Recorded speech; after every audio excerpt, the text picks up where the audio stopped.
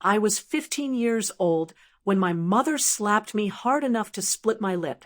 The positive pregnancy test still sat on the bathroom counter between us. For several seconds, nobody spoke. Then my father looked at me with pure disgust and said, "You embarrassed this family for the last time." I remember my entire body shaking so badly I had to grip the sink just to stay standing.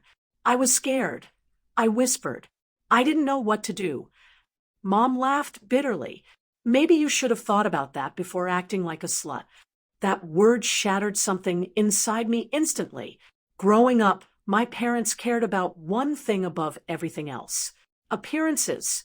Perfect church family, perfect daughters, perfect reputation. And suddenly I had become the stain, threatening all of it. The truth didn't matter to them.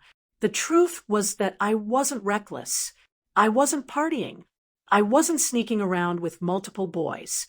I was 15 years old and stupidly in love with my 17-year-old boyfriend Tyler, who spent months promising he'd always protect me. Then I got pregnant, and 2 weeks later, he disappeared, blocked my number, changed schools, vanished completely. Just like that, I became everyone's problem. School turned into hell almost overnight. Girls whispered when I walked through hallways. Parents suddenly didn't want their daughters around me. Even teachers looked at me differently, like I had become some cautionary tale instead of a terrified teenager. But home was worse, much worse. Mom stopped speaking to me unless necessary. Dad refused to sit beside me during dinner. My younger sister Emily acted afraid to even look at me. Every night, I heard my parents arguing about how badly I ruined their lives. Not mine, theirs. That was the part that hurt most. Nobody asked if I was okay. Nobody asked if I was scared. And I was terrified all the time. I'd lie awake at night staring at the ceiling, wondering how I was supposed to raise a child when I still felt like one myself. Then came the church incident. One of Mom's friends apparently mentioned my pregnancy during Bible study. By the time Dad got home, he was furious, absolutely furious. He stormed into my bedroom, carrying an old suitcase from the garage. "Pack your things." I froze completely. "What? You heard me." Mom stood behind him in the hallway with her arms crossed tightly, not crying, not upset, just embarrassed. I immediately started panicking. "Please don't do this." Dad threw the suitcase onto my bed, hard enough to scare me. "You made adult choices," he snapped. "Now deal with adult consequences." I begged for hours, real begging, crying, promising I'd finish school, promising I'd get a job, promising I'd stay invisible if that's what they wanted. Nothing mattered. At one point, I grabbed my mother's hand desperately. "Mom, please." She pulled away instantly. "You destroyed this family." Destroyed. Like I was some natural disaster instead of their daughter. By midnight, they shoved me out the front door with 2 trash bags full of clothes and $63 in cash. That was all I had. No car, no support, no future, and pregnant. I still remember standing on that sidewalk staring at the house while rain soaked through my hoodie. I honestly thought they'd come outside after calming down. They didn't. The porch light eventually turned off. That hurt more than anything else, because it meant they were done with me. The next few months nearly destroyed me. I slept on classmates' couches when their parents allowed it, stayed in shelters when they didn't.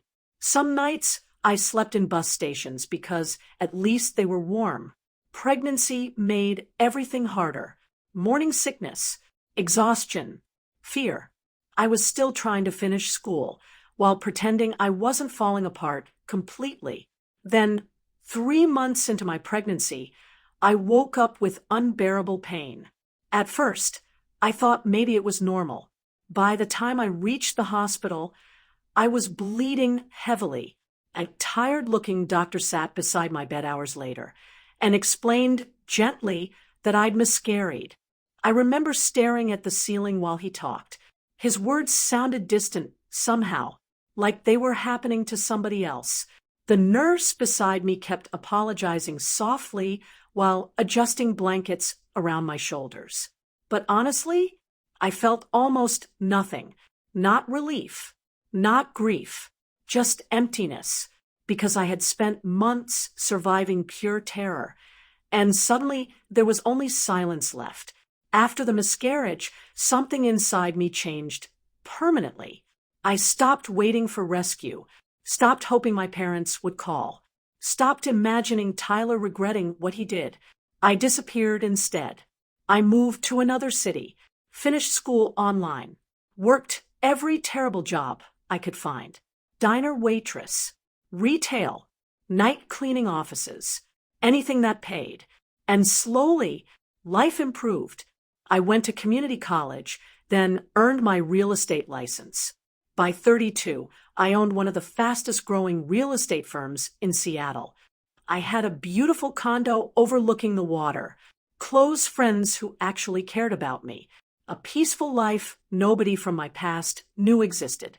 Most importantly, nobody knew about the pregnancy anymore, not even the miscarriage. That chapter of my life stayed buried for 17 years.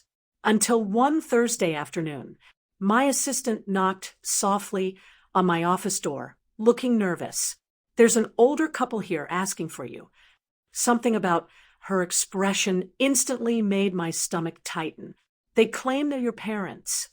The air left my lungs, because I hadn't seen them since the night they threw me away. Then she hesitated before adding, "They said they've been trying to find their grandson." Mom burst into tears immediately, real tears this time. Dad sat down slowly, like his legs suddenly stopped working. For several seconds, nobody spoke. Then Mom whispered, "You went through that alone." I almost laughed. Of course I did. They made sure of it. I told them everything after that. The shelters, the hospital, the nights I slept terrified, wondering if anyone would notice if I disappeared completely. Dad covered his face with trembling hands. Mom cried harder with every sentence. And suddenly I realized something painful. This was probably the first time they'd ever truly imagined me as a human being instead of a family embarrassment. Finally, Dad looked up at me with tears in his eyes. "We thought the baby survived," he whispered. "We thought maybe if we found him, we could make things right somehow." That sentence hit me like a knife. Not because I believed him, because even now, after 17 years, they still came searching for the child first. Not me. I stood up slowly from my desk and walked toward the office window overlooking Seattle. "You don't get to rewrite what happened," I said quietly. "You abandoned a scared 15-year-old girl because protecting your reputation mattered more than protecting your daughter." Neither of them argued because they knew it was true.